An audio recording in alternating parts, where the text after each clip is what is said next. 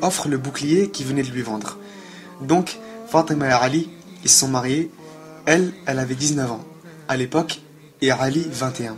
Le prophète alayhi salat salam lui-même a fait la cérémonie du mariage. Pendant la walima, le repas de noces, ils ont servi aux invités des figues et des dattes. Et il y avait un homme riche des Ansar qui a fait un don d'un bélier et d'autres personnes faisaient des dons de céréales, de blé, etc. Le prophète alayhi salat salam, il leur a offert un lit en bois avec des feuilles de palmier, une couverture en velours, un coussin en cuir, une peau de mouton, une marmite, une gourde pour l'eau et un récipient pour moudre le grain. Tout ça, attends, c'est normal, c'est le prophète alayhi salam. Donc, Fatima, elle a quitté la maison de son père pour la première fois pour commencer la vie à deux avec son mari. Le prophète alayhi salam, il était quand même inquiet pour sa fille et il a envoyé Baraka, la servante, pour l'aider à la maison. Et bien sûr, Baraka c'était une source de réconfort depuis toujours. La vie de Fatima avec Ali, elle a été aussi simple que c'était dans la maison de son père. En fait, malgré le manque de confort, c'était une vie d'épreuve et de privation. Tout au long de leur vie commune, Ali, il est resté pauvre parce qu'il n'avait pas beaucoup de richesses. Et Fatima, c'était la seule de ses sœurs qui n'était pas mariée à un homme riche.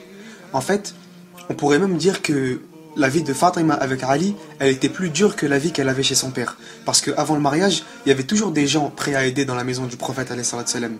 Mais maintenant, elle a dû faire face toute seule. Pour soulager un peu leur niveau de vie, Ali il a travaillé comme peintre et comme transporteur d'eau, et Fatima, elle broyait du maïs. Et un jour, elle a dit à Ali, j'ai broyé du maïs jusqu'à ce que mes mains, elles ont gonflé. Et Ali lui dit, moi, j'ai porté de l'eau jusqu'à avoir des douleurs à la poitrine. Alors Ali lui dit, Allah a donné à ton père des esclaves de guerre. Va lui en demander un pour t'aider. À contre-cœur, Fatima elle est partie voir le prophète alayhi salam qui lui dit, qu'est-ce qui t'amène ma petite fille? Et là elle lui dit, ah non, je suis juste venue pour te passer le salam, voir comment tu vas. Et une fois qu'elle est rentrée, elle a dit à Ali, je suis désolé mais j'avais honte de lui demander. Alors les deux, ils sont partis, et à deux, ils avaient plus de courage, et ils ont demandé au prophète alayhi salam de leur donner l'esclave, mais il a refusé parce qu'il préférait le garder pour Ahl Sofa, les pauvres de la mosquée. Alors Ali et Fatima, ils sont rentrés chez eux un peu tristes. Mais cette nuit-là, après s'être couchés, ils ont entendu une voix qui demandait la permission d'entrer. Et c'était le prophète alayhi salam. Ils se sont levés du lit, mais le prophète, il leur a dit, restez où vous êtes. Et il s'est assis juste à côté d'eux, et il leur a dit, voulez-vous que je vous montre une chose meilleure que ce que vous êtes venus me demander? Ils lui ont dit oui, et il leur a dit, voilà les mots que l'ange Gabriel m'a enseignés et que vous devez dire. Dites Subhanallah 10 fois après chaque prière, et 10 fois Alhamdulillah après chaque prière, et 10 fois Allahu Akbar. Et quand vous allez vous coucher, dites-les 33 fois chacun. Quelques années plus tard, Ali disait, je n'ai jamais oublié de les dire depuis que le messager de Dieu nous les a appris. Souvent, il n'y avait pas de nourriture dans leur maison, et une fois le prophète alayhi salam, il avait faim. Alors il a fait toutes les maisons de ses femmes, mais il n'a rien trouvé. Ensuite, il est parti chez Fatima et il n'y avait rien à manger non plus. Et finalement, quand il a réussi à obtenir un petit peu de nourriture, il a envoyé 2 morceaux de pain et un morceau de viande à Fatima. Et des fois, c'était Fatima qui lui envoyait de la nourriture. Une fois, elle lui a ramené un morceau de pain et le prophète alayhi salam, il lui a dit, c'est la première chose que ton père a mangé depuis 3 jours. Subhanallah. La meilleure des créatures d'Allah, et nous, qu'est-ce qu'on doit dire? Une fois, le prophète alayhi salam, il revient d'un voyage et comme à son habitude, il va à la mosquée, il prie 2 rak'at. Et ensuite, comme il le faisait souvent, il va voir sa fille Fatima avant d'aller voir ses épouses. Et là, Fatima, elle l'accueille, elle embrasse son visage, sa bouche, ses yeux et elle pleure. Et le prophète alayhi salam, il lui dit, pourquoi tu pleures? Et elle lui répond, je te vois, ô messager d'Allah, je te vois. Tu as le teint jaune, tu es pâle et tes habits sont très usés.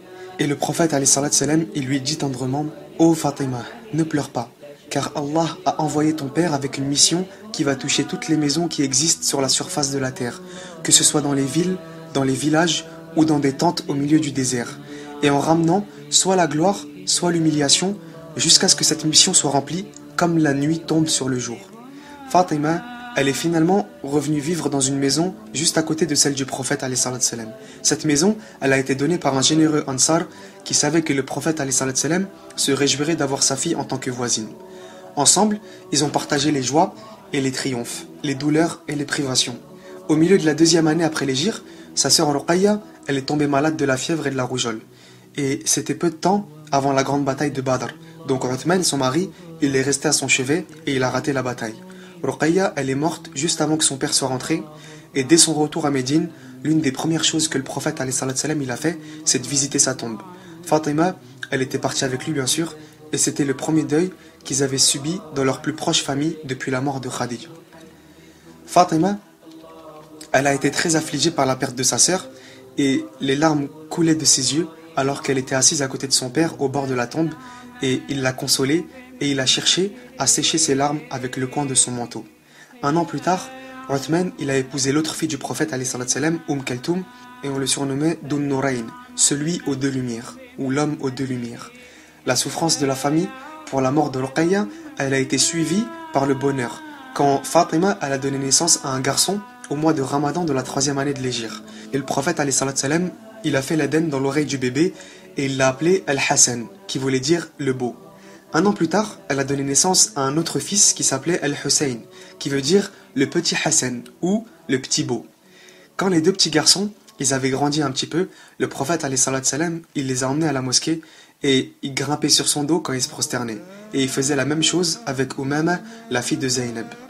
Dans la 8e année après l'Hégire, Fatima elle a donné naissance à un 3e enfant, une fille qu'elle a nommée comme sa sœur aînée Zaynab, qui était morte entre-temps. Le 4e enfant de Fatima, c'était aussi une fille, et elle l'a appelée Kaltoum en hommage à sa sœur qui était décédée juste avant la naissance du bébé. Ce n'est que par Fatima que la descendance du prophète alayhi salam, elle a été perpétuée. Tous les garçons du prophète alayhi salam, ils étaient morts dans l'enfance. Et les deux enfants de Zaynab qui s'appelaient Ali et Umama, ils sont morts jeunes aussi. Abdallah, l'enfant de Ruqayya, il est aussi mort quand il avait à peine 2 ans. Donc, ça, c'est une raison supplémentaire pour que le respect et l'amour du prophète alayhi salam envers Fatima y soient forts. Et regarde, malgré toutes ces grossesses qu'elle a eues, les accouchements, l'éducation des enfants et tout le reste, elle s'occupait quand même des affaires de la communauté.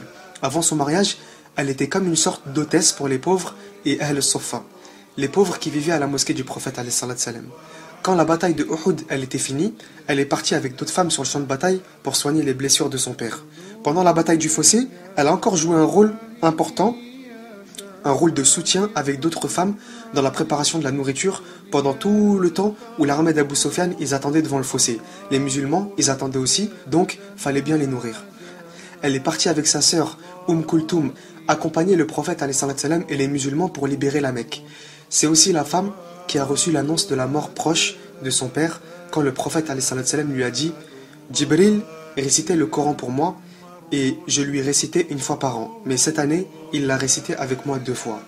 Je ne peux pas m'empêcher de penser que mon heure est venue. » Suite à ça, le prophète alayhi salam, il est tombé gravement malade et ces derniers jours, il les a passés chez Aïcha. Et quand Fatima est venue lui rendre visite, Aïcha, elle laissait le père et sa fille seuls ensemble. Un jour, le prophète alayhi salam a appelé Fatima. Quand elle est arrivée, il l'a embrassée et il lui a murmuré quelques mots à l'oreille. Ensuite, elle a pleuré. Après ça, il a chuchoté quelque chose d'autre dans son oreille et là, elle a souri. Aïcha, elle avait vu cette scène. Elle lui a demandé plus tard pourquoi elle riait et elle pleurait en même temps. Et Fatima lui a dit, il m'a d'abord dit qu'il allait rencontrer son Seigneur après un court moment et j'ai pleuré. Puis il m'a dit, ne pleure pas car tu seras la première de ma famille à me rejoindre. Donc, j'ai souri. Peu de temps après, le prophète alayhi salam est décédé et Fatima avait énormément de chagrin et depuis ce jour, on la voyait souvent pleurer. Un matin, au début du mois de Ramadan, un peu moins de 5 mois après la mort de son père, Fatima s'est réveillée bizarrement heureuse et pleine de gaieté. Dans l'après-midi de ce jour, elle a appelé Selma bint Umays qui la cherchait et elle lui a demandé de l'eau et elle a pris un bain. Ensuite, elle a mis de nouveaux vêtements et elle s'est parfumée. Elle a demandé à Selma de mettre son lit dans la cour de la maison avec son visage tourné vers le ciel. Elle a fait appeler son mari Ali. Quand il l'a vu couché au milieu de la cour, il lui a dit « Qu'est-ce qui va pas ?» Elle a souri et elle lui a dit « J'ai un rendez-vous aujourd'hui avec le messager de Dieu. » Ali, il a pleuré et Fatima, elle a essayé de le consoler. Elle lui a dit de s'occuper de leurs fils Al-Hassan et Al-Hussein. Et elle lui a dit qu'elle voulait être enterrée sans cérémonie. Elle a regardé vers le ciel à nouveau, puis elle a fermé les yeux. Son âme est sortie et elle est partie honorer le rendez-vous qui l'attendait. هذا ما أعلم والله أعلى وأعلم سبحانك اللهم وبحمدك أشهد أن لا إله إلا أنت أستغفرك وأتوب إليك والسلام عليكم ورحمة الله وبركاته